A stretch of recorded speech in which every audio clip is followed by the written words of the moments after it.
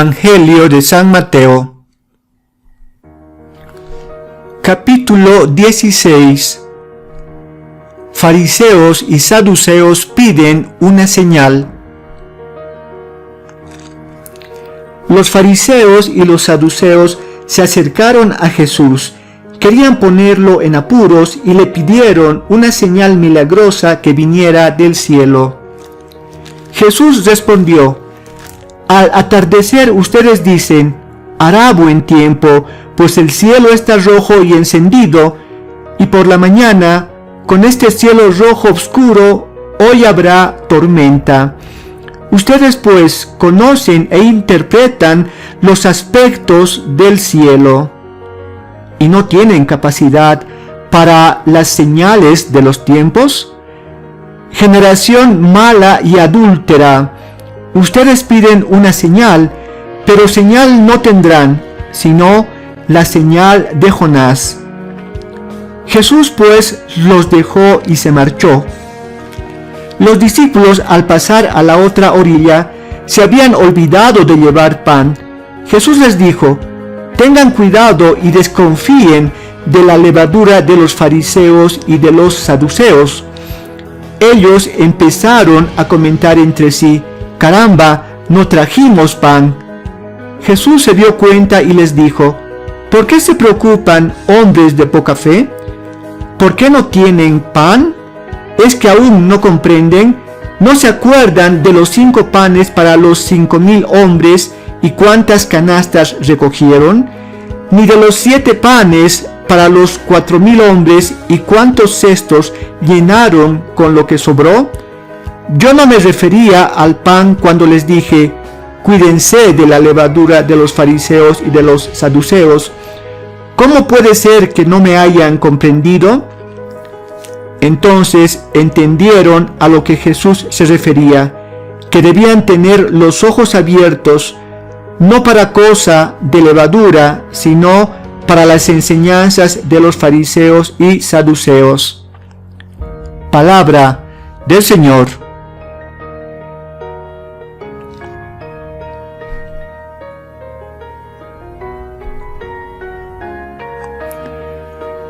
La palabra fariseo etimológicamente proviene del hebreo perushim, y que significa separado de los demás. Los fariseos aparecieron en la época de la rebelión macabea, siglo II a.C. Esta rebelión luchó contra la opresión helenística de los seleucidas. Los fariseos formaban parte de una secta religiosa del judaísmo que se distinguió por su rigor y celo en el cumplimiento de la ley y las tradiciones transmitidas por medios orales. Asimismo, su aplicación estricta en la vida cotidiana. Ellos creían en la inmortalidad del alma, en el juicio, en la resurrección de los justos y también en la existencia de ángeles y demonios. Los fariseos eran en su mayoría laicos, y en los evangelios aparecen varios fariseos como partidarios del Señor Jesucristo, entre ellos Nicodemo y José de Arimatea, que ayudaron a enterrar el cuerpo sin vida de nuestro Señor Jesucristo. Los saduceos constituían un grupo político y religioso formado por grandes familias sacerdotales provenientes de la aristocracia. El término saduceo proviene de Sadoc, sumo sacerdote durante los reinados de David y Salomón. Los saduceos tenían espíritu materialista, ya que no creían en la inmortalidad personal, tampoco en la resurrección de los muertos, ni tampoco creían en la existencia de ángeles y demonios. Asimismo, para ellos, la única fuente de autoridad era la ley escrita, y rechazaban por ello la tradición oral. Por esta razón se enfrentaban continuamente con los escribas y con los fariseos. Los fariseos y los saduceos tenían algo en común: la antipatía hacia el Señor Jesucristo. Por ello, ante la exigencia de fariseos y saduceos que piden una señal milagrosa al Señor Jesucristo, Él les indica que solo recibirán la señal de Jonás, es decir, su resurrección. Posteriormente Jesús les dice a sus discípulos que se cuiden de la levadura de los fariseos y de los saduceos, es decir, que se cuiden de la influencia de sus enseñanzas, porque no se parecen a las que Jesús enseñaba y podían alejarlos del camino de la salvación. También hoy nuestro Señor Jesucristo nos dice a nosotros que nos cuidemos de la levadura del mundo, porque el mundo tiene sus ideologías, sus ambiciones, sus estilos y sus valores, que no se parecen en nada a los de nuestro Señor Jesucristo y pueden alejarnos del camino de la salvación. La fe de Pedro y las promesas de Jesús.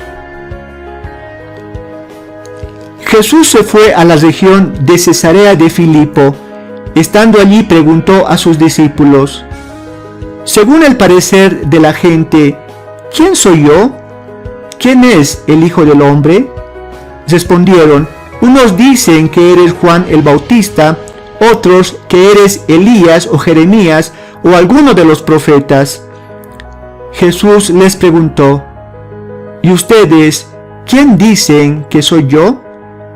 Pedro contestó: tú eres el Mesías, el Hijo del Dios vivo. Jesús les replicó: feliz eres, Simón Barjona, porque esto no te lo ha revelado la carne ni la sangre, sino mi Padre que está en los cielos. Y ahora yo te digo: tú eres Pedro, o sea, piedra, y sobre esta piedra edificaré mi iglesia. Los poderes de la muerte jamás la podrán vencer. Yo te daré las llaves del reino de los cielos. Lo que ates en la tierra quedará atado en el cielo, y lo que desates en la tierra quedará desatado en el cielo. Entonces Jesús les ordenó a sus discípulos que no dijeran a nadie que Él era el Mesías. Palabra del Señor.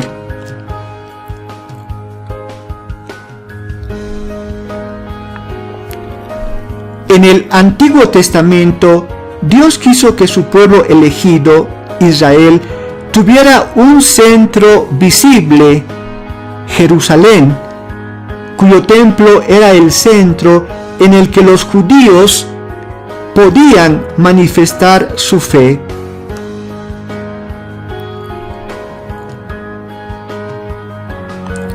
En el Nuevo Testamento, Jesús elige a Pedro, que será para siempre la base visible de la iglesia. Los sucesores de Pedro serán lo que él fue en la iglesia primitiva. En el pasaje bíblico, el Señor Jesús le cambió el nombre a Simón, llamándole Pedro. Este cambio de nombre implica en el contexto bíblico un cambio en su ocupación. Por ello, su nuevo nombre es Pedro, es decir, la piedra sobre la que el Señor edificará su iglesia. Este privilegio que concede el Señor Jesucristo a Pedro es motivado por su confesión de fe al decirle: tú eres el Cristo, el Hijo de Dios vivo. Sobre la roca de esta fe confesada por San Pedro, Cristo ha construido su iglesia.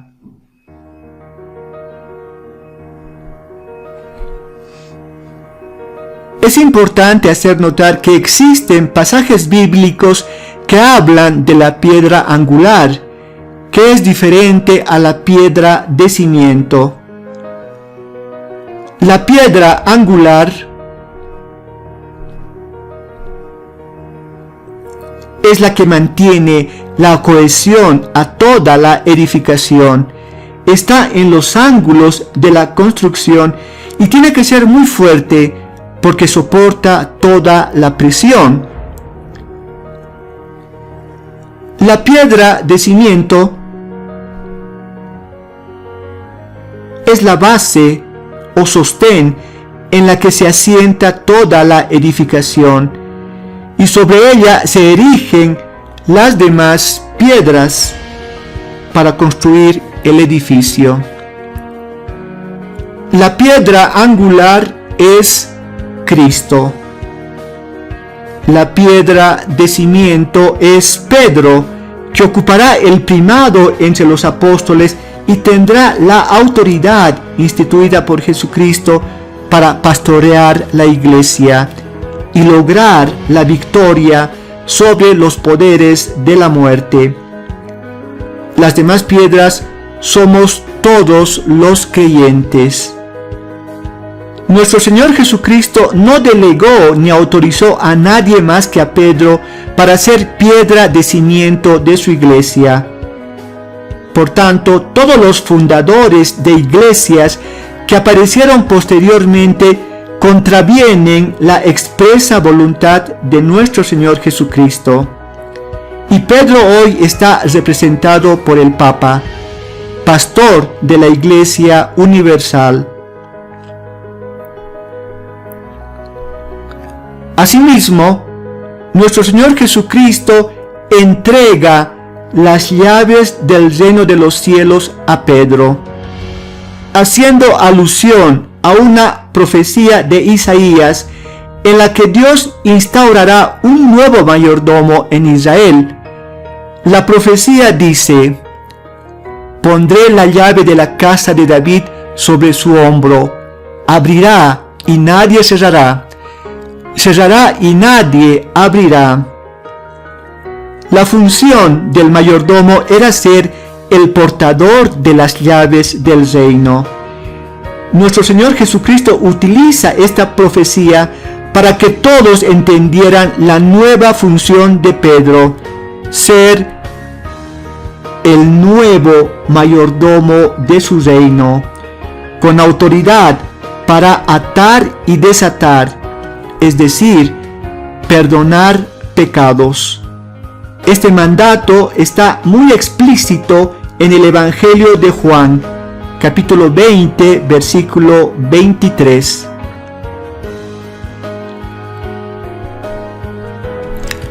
Jesús anuncia su pasión. A partir de ese día, Jesucristo comenzó a manifestar a sus discípulos que Él debía ir a Jerusalén y que las autoridades judías, los sumos sacerdotes y los maestros de la ley lo iban a hacer sufrir mucho, que incluso debía ser muerto y que resucitaría al tercer día. Pedro lo llevó aparte y se puso a reprenderlo. Dios no lo permita, Señor, nunca te sucederán tales cosas. Pero Jesús se volvió y le dijo: pasa detrás de mí, Satanás. Tú me harías tropezar. Tus ambiciones no son las de Dios, sino las de los hombres. Entonces dijo Jesús a sus discípulos: el que quiera seguirme, que renuncie a sí mismo, cargue con su cruz y me siga. Pues el que quiera asegurar su vida, la perderá. Pero el que sacrifique su vida por causa mía, la hallará. ¿De qué le serviría a uno ganar el mundo entero si se destruye a sí mismo? ¿Qué dará para rescatarse a sí mismo? Sepan que el Hijo del Hombre vendrá con la gloria de su Padre, rodeado de sus ángeles, y entonces recompensará a cada uno según su conducta. En verdad les digo, algunos que están aquí presentes no pasarán por la muerte sin antes haber visto al Hijo del Hombre viniendo como Rey. Palabra del Señor. El Señor Jesucristo sabía que para establecer el nuevo pacto y reconciliar al hombre con Dios era necesario su sacrificio en la cruz. Y ante el intento de Pedro de impedírselo, Jesús le dice: «Pasa detrás de mí, Satanás», repitiendo las palabras dirigidas a Satanás que lo tentó en el desierto. Asimismo, el hecho de pasar detrás del Maestro es una figura del seguimiento de los apóstoles, que igual que su Maestro serán víctimas del martirio.